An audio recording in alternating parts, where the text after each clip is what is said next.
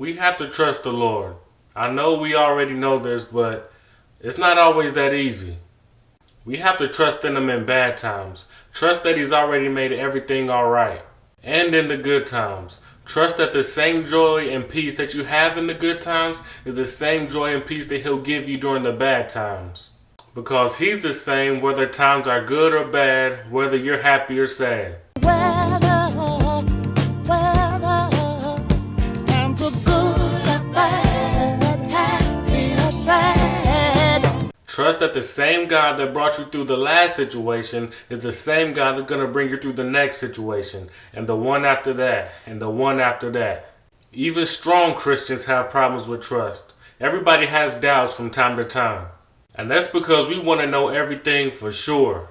You ever said, I don't know how I'm going to make it out or make it through this situation?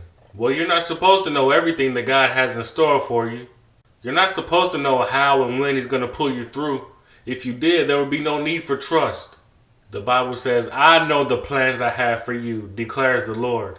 You don't have to know. Just know that He does. Worries and doubt are part of every situation that we're put in and every situation that we put ourselves in.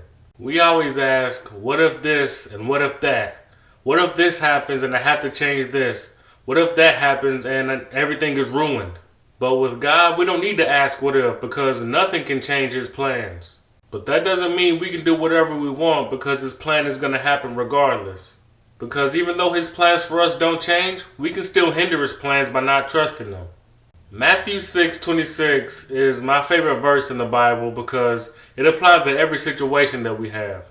You having trouble with bills? I'm greater than a bird. I'm going to trust God to make a way.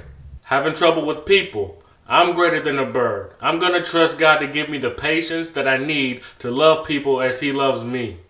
In that verse, God shows that He's a provider of food and shelter.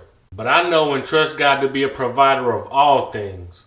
Because nothing that I've ever needed or wanted, there's nothing that I have that hasn't been provided from God. When God sent the apostles to different cities empty-handed, they didn't ask any questions. They just trusted in Him and obeyed His word. And if you let God take over your life 100%, not making any decision without talking to Him first, that'll make it much easier for you to trust Him. That's all I have this week. But if there's anything that you will want me to talk about next week, let me know. And God willing, I'll be back next week with the word from God through me to you. God bless.